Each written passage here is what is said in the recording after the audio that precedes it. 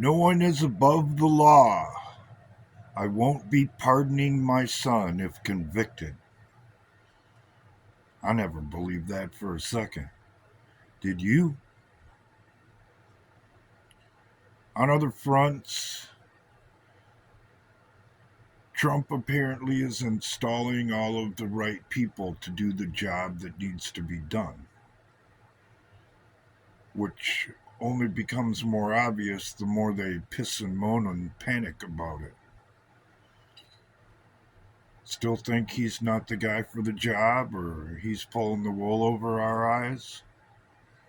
At the very least, I still think he deserves the benefit of the doubt, even if he didn't deliver the first go around. So let's analyze that for a minute. What if he had come out on Inauguration Day 2020 and arrested the people who needed to be arrested? What would that look like, and what would the mainstream media have said? Obviously, that he was performing a coup against the United States, and they would call him a war criminal or worse because of it. So it would appear it's exactly as I have said it was for a little over 2 years now, maybe three. Is we had to see it. We had to experience everything firsthand, or at least was for those that were willing to pay attention, so that when the time came, we'd understand what was happening and, at the very least, be supportive of it because we understand what's going on.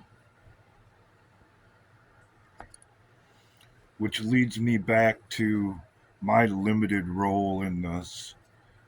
All I can do as a mechanic is point out what I see to the best of my ability.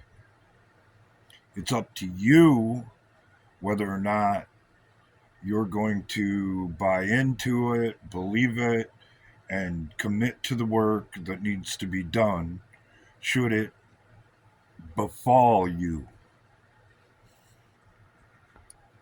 And pretty much the same options are available to someone who is facing the end of the road for their transportation. You could decide not to do the work, scrap it, and hope that the next ride is something that you can live with.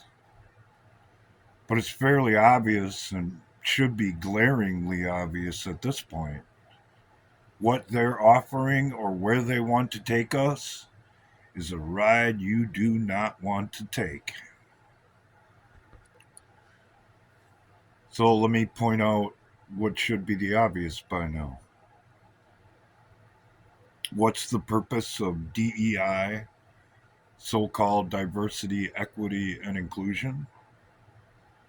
It's to install people at the top who aren't qualified to run whatever programs, essentially weakening the organizations that they're put in charge of so that they can collapse the system. It's just disguised as giving privilege to the underprivileged in order to, in essence, destroy you through, be it through improper leadership when it comes to disaster response or military tactics or what have you. It's a pretty clever disguise, but anybody with a half a lick of sense should be able to see through it by now. And those who are still falling for it and supporting it, they probably don't have any business in for sure in positions of authority or be able to control anything, because they are literally instituting the destruction and furthering the downfall of this country. And by any definition, that an individual that follows that philosophy can only be labeled a traitor. And if you're a traitor to your country, what does the Constitution have to say about that? If you don't know, then you don't know why they fight so hard. You don't know why they have done the things that they have done up to this point. There's lots of talk on this platform and the internet in general about what could be a so called alien battle in our skies. Well, that being the case,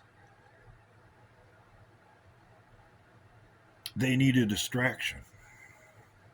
And what better distraction would be to drag out technology that we're not supposed to know anything about and put on a show in order to divert attention from what's really going on. It's standard operating procedure. What do you think 9/11 was all about?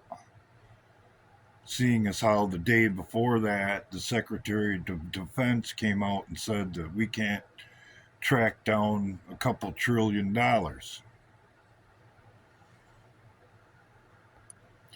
If they've done it before and it worked, you can pretty much bank on the fact that they'll do it again.